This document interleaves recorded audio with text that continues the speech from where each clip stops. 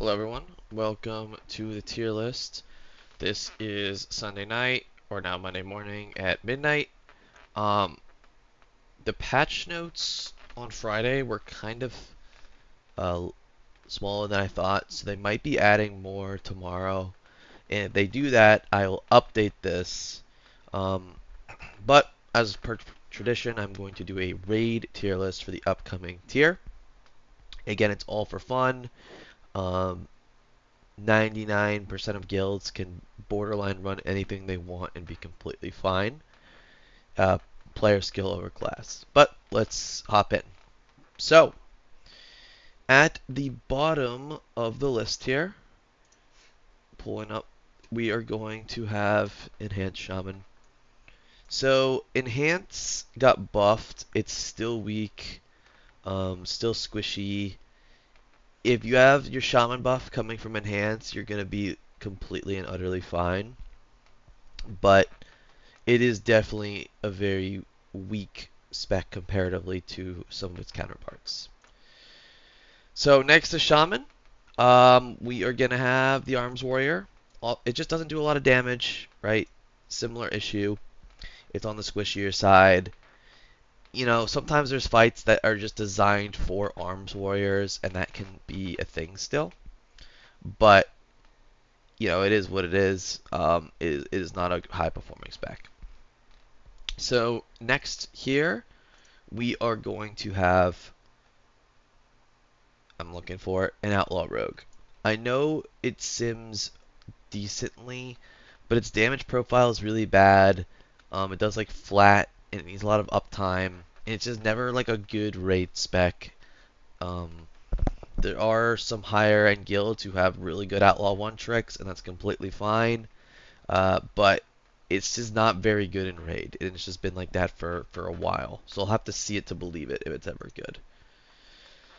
Next, we are going to have Vengeance. All the Demon Hunter specs are kind of potato um, in terms of throughput, and Venge does not get away from that. It's a very low damage tank. Um, it definitely feels like the weakest tank, but there is a world that I can see you not playing a Havoc Demon Hunter and just bringing the raid buff from a Vengeance because Havoc's also kind of potato. Havoc does some pretty good like uh, DP, like it might sim low, but the way it does damage is pretty decent, which is kind of its saving grace. Um, but we'll get there. So next here, we are gonna have the Rep Paladin. Again, you know if you put one in, cool, no issues. It's gonna do pretty decent damage, pretty decent AOE. It can't die. The lower you get in rank of guild, the stronger this class becomes because it's unkillable, and it brings utility. So it's just like an overall mid-spec. It doesn't really excel in anything, in my opinion. So next here, we are going to have the Survival Hunter. Very weird spec because in theory it's the highest simming hunter spec, but it can't really AoE and single target super well, like mixed. It just has to like go super hard or one or the other. It's not a super high single target simming spec. It's just pretty good. So, and it also is a melee, right? So you're taking a melee spot, and there's a lot of other way stronger melee. So it's going to go down here in the E tier. So, actually, what I'm going to do is remove the E tier, and we're just going to work here, because this is what I have in my notes. So, next here, we are going to have, in the bottom of the C tier, the Holy Paladin. It could be sneaky good. It got a ton of buffs, and there hasn't been any raid testing. Some of the other healers just kind of looked way better.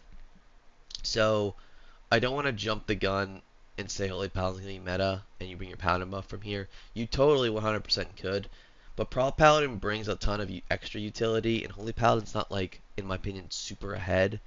So I think a lot of guilds are gonna favor a Pro Paladin bringing that extra utility, and then just bringing more HPS or certain types of healing. So HPAL is going to go there. Next, it's going to go Havoc. We kind of talked about it a little.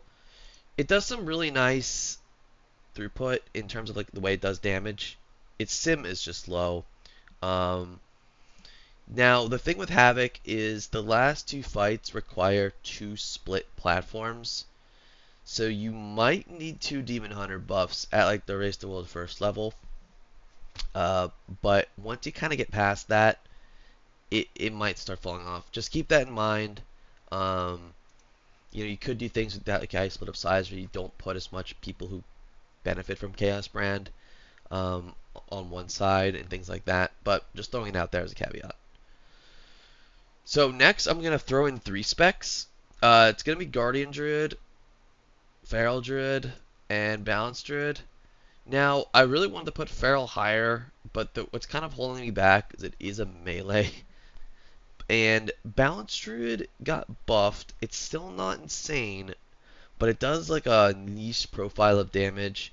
And Guardian Druid does a lot of damage, um, but you're probably taking your Druid buff from a Resto Druid at the high end currently. Now, I'm not saying that you need a Resto Druid. Um, like, you'll be completely 1000% fine with a Feral Balance or Guardian Druid as your buff, and a ton of guilds at the top under level are going to do that. So, just putting them here, I think they all kind of deserve to be together. So, next tier, we're going to hop up to B. And at the bottom of B, it's going to be your Resto Shaman. Resto Shaman, you don't see it in the Race to World First a lot. But kind of outside of that Race to World First level, Resto Shaman gains value. A really good Resto Shaman player can help save a lot of lives. Um, but it is a class that takes a lot of, like, in my opinion, thinking who to, give vigor to if you're playing that, or who when you're doing spread healing, it's really good at that. Who to heal, etc., etc. So I think the level of Resto Shaman player really can determine where the spec goes, but it's going to be here at the bottom of B. So next, we're going to have Fire Mage. It's pretty good. It's probably going to get played. I'm getting, there we go. It's probably going to get played on a fight or two. But, just going to keep it here in the B tier. So, next, we are going to put the Affliction Warlock.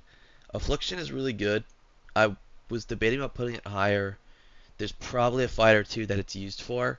The other Warlock specs are just way better, and Affliction is more of like a norm spec that is with everyone else. So it's going to go here and B. Next, we're going to have BM Hunter. BM's a somewhat low simming spec, but it has this ability. Well, one, you can do everything on the move, and two, you have the ability to cleave and do single target at the same time. I think it's like you lose 2% of your single target damage to get like 80% free cleave damage. That's kind of crazy for a raid. So its low sim number, it's going to be used on some fights probably because of the cleave it gets, and I think a lot of guilds are going to use their BM Hunter, like a BM Hunter, because it's just easier to play. So that also comes in mind. Next tier, we are going to put the Blood Death Knight. Blood Death Knight, it's fine. It has a few weaknesses in the way it does tanking. Grips might be really good on the last boss, and you might want, mass grip, who knows. But some of the other tanks are just stronger, and Blood Death Knight just lacks a few minor things. It's completely fine, though. Next here, we're going to have the Windwalker Monk. Windwalker could be sneaky OP, like it was last year. I think it's simming significantly lower than it was, like, comparatively last year. I still think it's, like, upper middle, and it can port, which might be very useful on the last boss.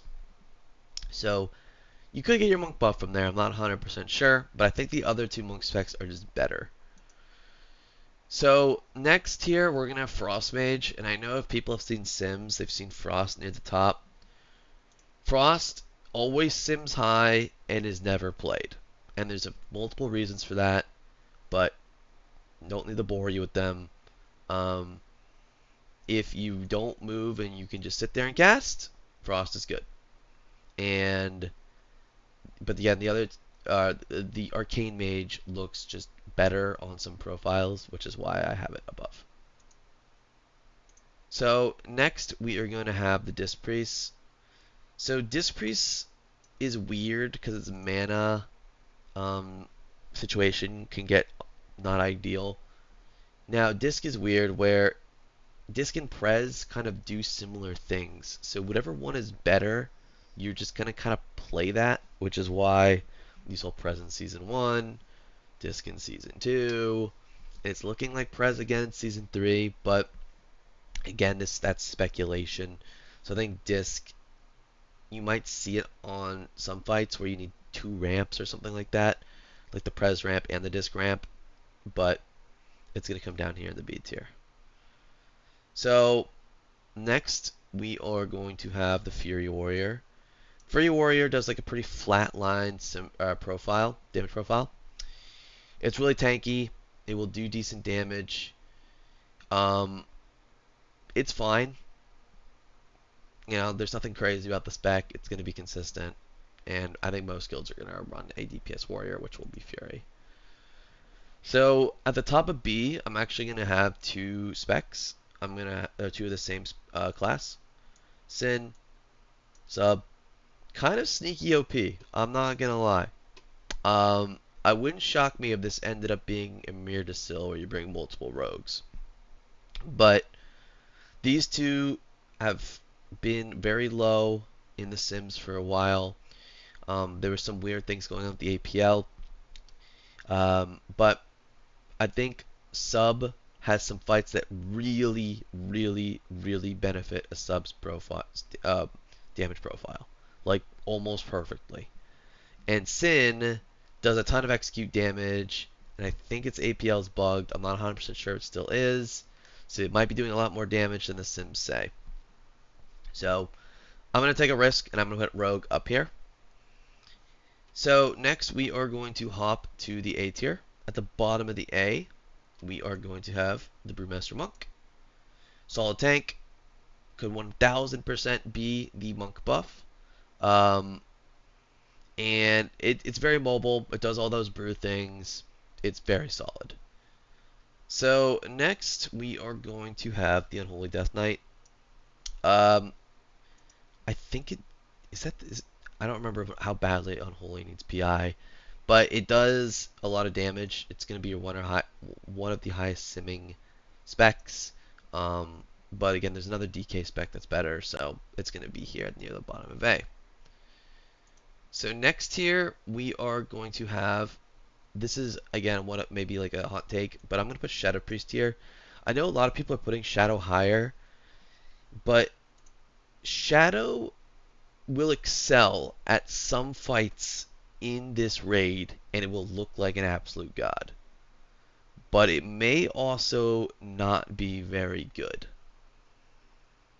And on like some other fights. So it might be like a niche scenario where you're bringing it sometimes and not other times. And kind of trying to balance that out in my head, that's just going to go like in somewhere in A tier is kind of how I justified that. So next here I have Dev. Dev sims really high. It's pretty PI dependent. It does like crazy burst, like AoE, and it's gonna have some really good niches in this raid. It's gonna be really solid. So I'm gonna put Dev here. Next we are going to have the Marks Hunter, and this is something that has moved a ton in like literally the last 48 hours for us as a guild. So initially it was a god on PTR. Then they nerfed it a ton. Then it was discovered it had a 43% variance, which I'm pretty sure is still a thing. And then there was a new build discovered in the last 24 hours. It makes it way better, not just DPS wise, but also like damage profile wise. And there's a lot of damage amps in this raid. So like, yes, you have a 43% variance, but with True Shot, you're always kind of doing a lot of damage. So if you're able to high roll in a True Shot and a damage amp, you could literally just be the best class in the game, like by a lot. So very weird spec, and we actually talked about it tonight. We're gonna put it here. It could literally be a D tier spec because it's too much variance, or it could be the best spec in the game. I have no idea. Super random placement. Like it's super random, like how this could all play out. Really depends on the raid and how much that variance can affect things. So next here we are going to have the Ellie Shaman. So Ellie, it's pretty immobile. It kind of needs time spiral, but it's the best shaman spec by it gets way better than enhance. Like almost a million DPS better than enhance. So it's gonna pretty clear go. It's gonna be pretty consistent. I think you're gonna see an Ellie from a lot of guilds, and it's just gonna be that shaman buff. So it's gonna be here in A. Next we have the Arcane Mage. Um, Arcane's going to have, in my opinion, pretty good damage profile in this raid. Again, I think mages are going to kind of swap between all the specs, but Arcane, with the damage amps and the funnel on some of these bosses, is really going to shine. So, next, another hot take. I'm going to put AUG, but there's a caveat. AUG requires a few things to happen. One, certain classes benefit way more than AUG, or with AUG. So one of these classes is not listed here yet in the tier list. Certain classes being in can make AUG way better. Caveat 2. The level of your guild in prep and matters a lot using augmentation evokers. So the better your guild is, you better players, they're consistent with their timings, they're playing the correct specs and classes, the AUG players know what they're doing. If you can line up all those things, AUG is potentially extremely broken. If you can't line up those things, Dev is going to be a better spec. And you can look at Nuremberg Palace as an example. In Nuremberg Palace, everyone thought AUG was good except for Liquid. Well, Liquid thought it was good, they just preferred Dev. And the reason for that is because it was really hard to get the maximum out of AUG, and it was really easy to get Dev, I believe. I mean, I don't know what they've said, but that's kind of what I saw happening, especially with Ansrac. So if you can get more out of Dev easily, you're going to see more guilds doing Dev. But if you're really into logs and testing and things like that, you might be able to get more from AUG. So that's why AUG's here. Hot take.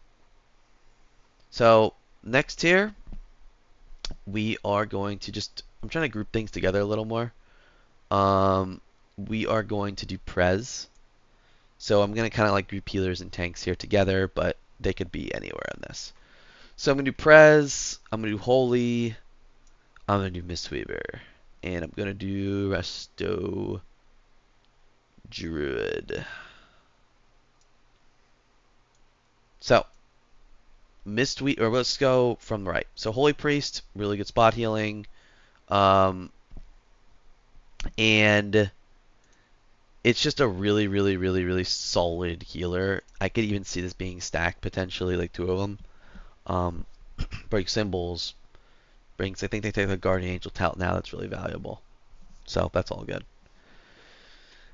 Next is Prez. Again, back to that disc discussion, that ramp style.